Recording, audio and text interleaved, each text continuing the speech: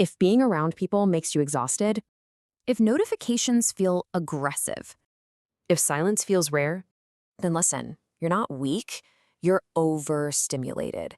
And if you just try to push through it, it can lead straight to burnout. Most of us have heard about burnout, that deep exhaustion that comes from being under stress for way too long.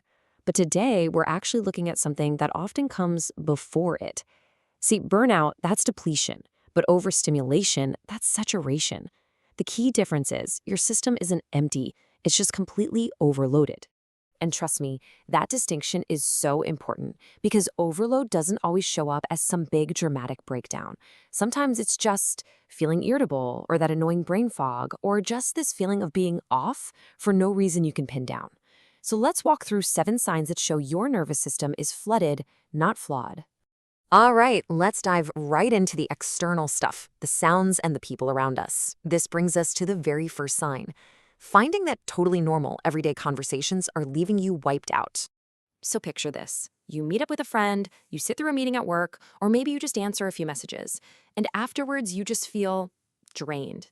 Not angry or upset, just empty. It's because processing all those little social cues, the words, the tone, it all takes a ton of mental energy. When you're already on a high-input day, even a simple, pleasant chat can feel incredibly expensive. This is not you being antisocial. It's just bandwidth exhaustion. Your battery's in the red. And then there's sign number 2. All the little noises start to drive you crazy. You know what I'm talking about. Someone chewing, loud typing, that background chatter in a coffee shop, even your own phone vibrating. Suddenly they all feel so much louder, so much more invasive than they should. That's a classic sign of overload. When your nervous system is already juggling too much, your sensory thresholds just plummet. Now let's move from the outside world to what's happening inside. This is where we get into things like focus and that mental fog. And that leads us right to the third sign, that feeling when you just can't focus, even when you really, really want to.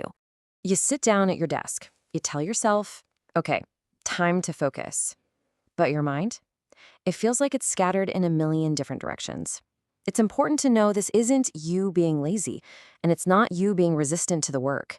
Your brain just feels fragmented. That's what cognitive overload does. It eats away at your working memory and just demolishes your attention span.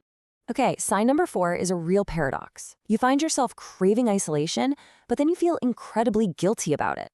All you want is quiet. You want your own space. You just need a break from people.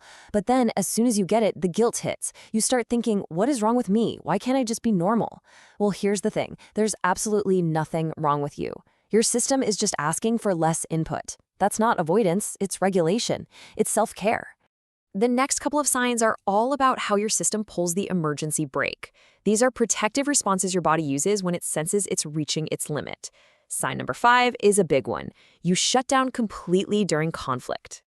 Think about it. When emotions start running high, you don't fight back, you don't explode, you just go blank. You freeze up. You totally check out of the conversation.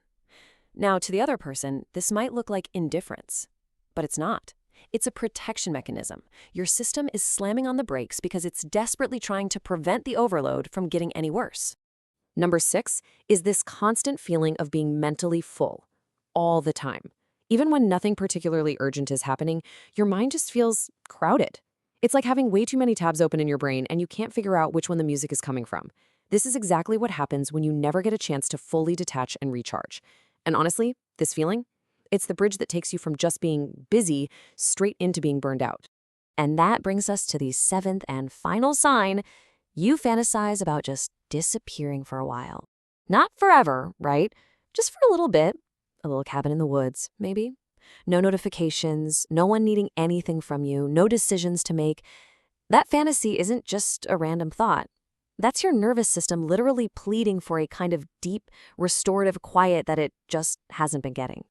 So, okay, if this is all sounding way too familiar, what can you actually do about it?